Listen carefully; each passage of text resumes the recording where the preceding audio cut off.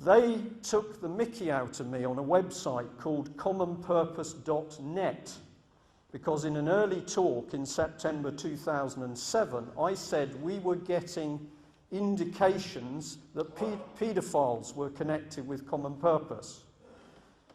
Now, we had indications, but we now know for certain that this gentleman, who was the leader of a horrible paedophile ring in Scotland, they were recently sentenced, was trained by Common Purpose.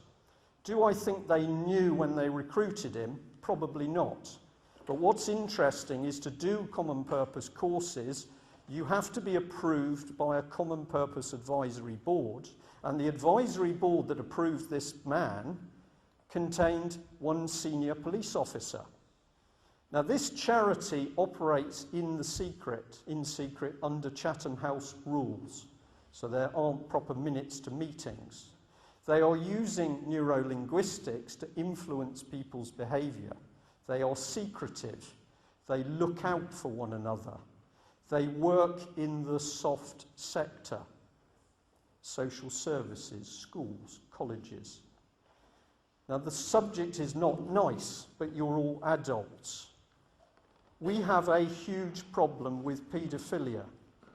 And a police officer approached me after the last talk I did and said he'd been involved with a team looking at child prostitution, child trafficking, paedophilia in London, a massive network, and they worked for 18 months to uncover it. They produced a very detailed report. They knew how to break the rings. The report went into the police system and nothing happened. It was squashed.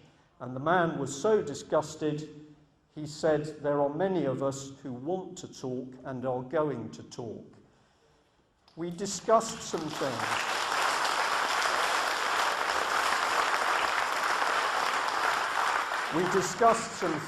And he said, Brian, if you want to know where the paedophiles are in Parliament, I suggest you look towards the Tory party. If you think paedophiles are dirty old men in raincoats, you're wrong. They are all types. And a police officer also corrected me because I thought most of them were men. Well, they're not, and you might have seen the headlines in Plymouth recently. The depravity in Parliament is not a bit of fiddling of expenses or a little bit of nookie with your mole in your office. It's not about expenses or drugs or a bit of cannabis sniffing by the Cabbage Patch Dolls. It's not about that. The big secret is children. And we have got to get to grips with this issue. This is why I'm telling you the battle's serious, but you can use humour to break it open. So we know Common Purpose's secret environment is a fertile breeding ground with a connection of children for people like this man. NLP, changing people's values by fiddling around with their minds. I could be doing it to you now. I promise I'm not. I'm just trying to give a normal talk. But I can prove to you that we've got people doing NLP training working with the Leadership Academy for Policing. Please. I've got another man, psychometric testing. It's a good idea to know the personality before you program them.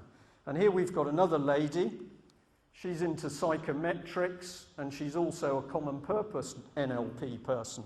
So we know who we're looking for, and I think I know why the police are changing. And interestingly, I've now got police officers taking information from me because they've worked out why they're changing. Now, we've got to learn to fight, because it's pretty horrible. And this is the good news, so I can bring you up a bit now, and I think I'm running to time, just.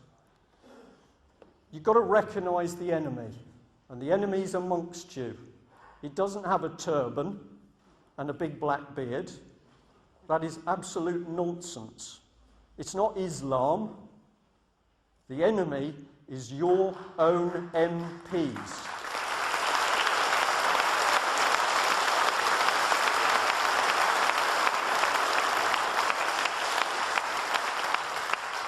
You've got to understand them. They are inherent serial liars. Some of them can't lie, in fact, because they don't know what the truth is.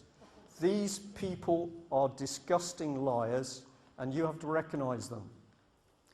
They are in amongst us. They've created this cuckoo, and the cuckoo is pushing forward the agenda. That's why you feel this beast rolling over you, but you can't quite see it or touch it.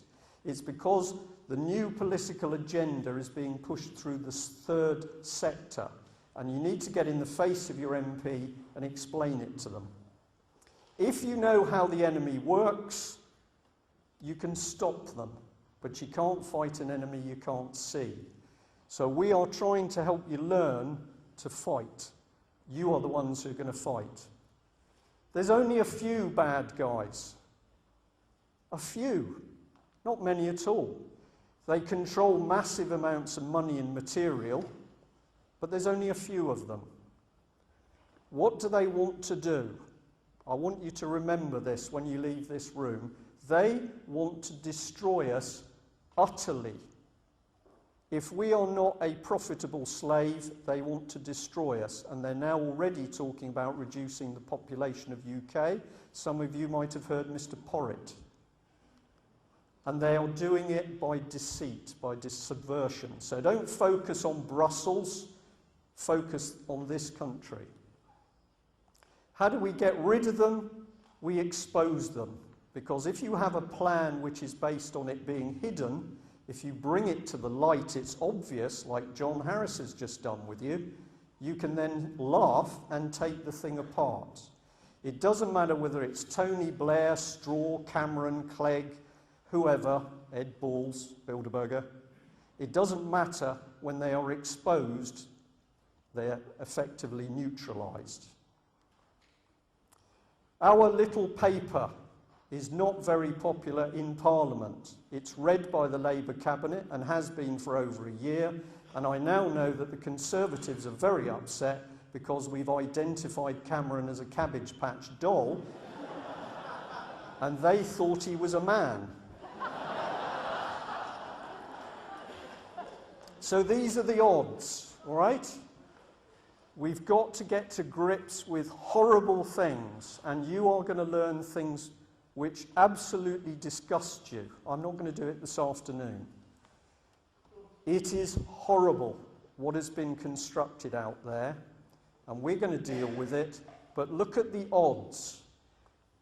Bad guys, maybe there's 5,000 in UK. People with real power and influence, I reckon it's nearer 500. It may only be 50. We can debate this. How many good people? Most of us, most of the electorate, except most of them are asleep or still believe in party-type politics.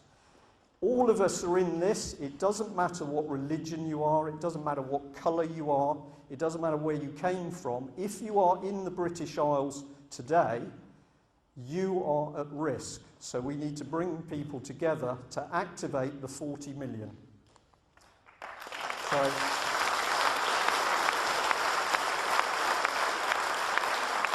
if you go on a worldwide scale, it gets better. The odds are better and better. I'd rather have the 9 billion on my side.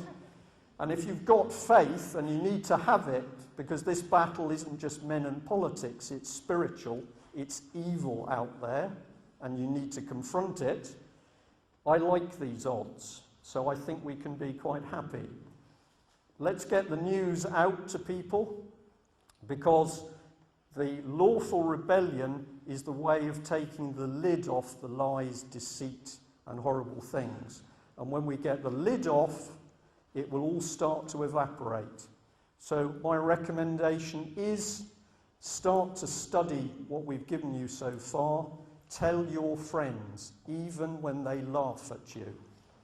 If they laugh too much, leave them alone, move on to the next person.